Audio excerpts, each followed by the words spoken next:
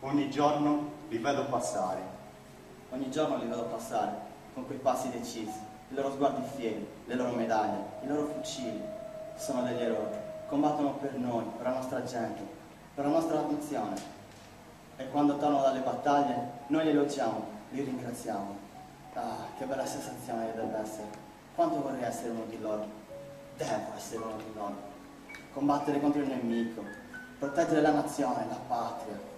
Sì, devo essere uno di loro, perché proteggere, combattere contro il nemico non è solo proteggere l'Italia, ma anche la mia famiglia, i miei affetti. Certo che stare lontano da loro, no, devo diventare un soldato e proteggere la mia nazione.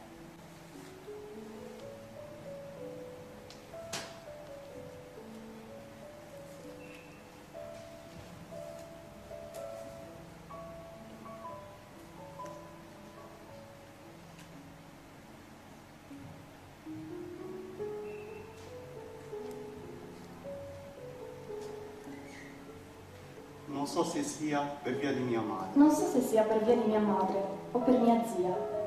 Sì, forse per lei. Lei amava i bambini. Li chiamava germogli.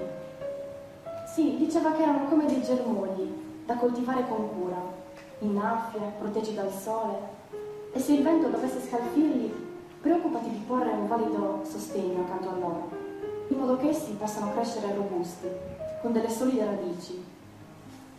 Ricordo che avevo 13 anni, quando la mia amica Antonia mi chiese di insegnarle a scrivere. Allora non tutti lo sapevano fare.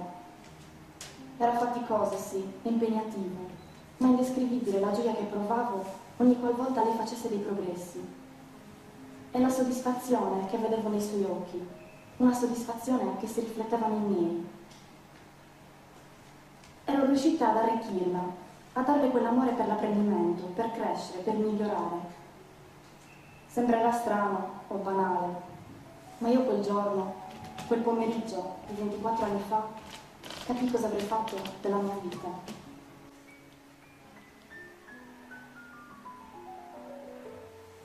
Ah, la mia terra, è come un figlio.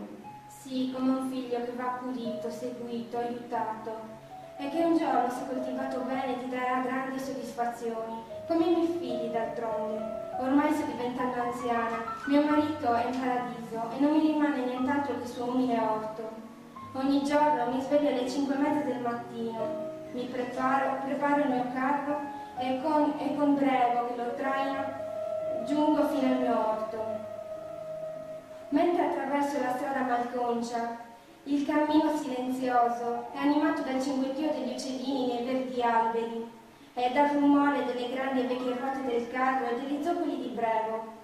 Arrivata, vedo le mie vere ricchezze, le mele rosse e succose, le olive che un giorno mi daranno un buonissimo olio.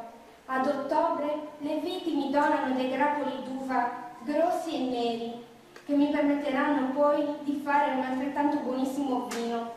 Queste sono le mie vere ricchezze, le mie gioie, ciò che mi permetterà di andare avanti, di vivere, di credere e di sperare. Oltre a queste mani callose e ruvide non mi rimane nient'altro che la mia terra.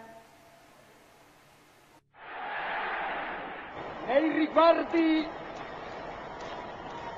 della politica interna, il problema di scottante attualità è quello razziale.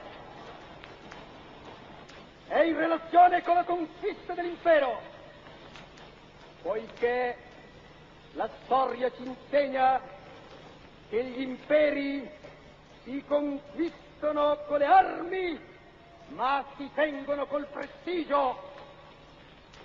E per il prestigio occorre una chiara, severa coscienza razziale che stabilisca non soltanto delle differenze, ma delle superiorità nettissime.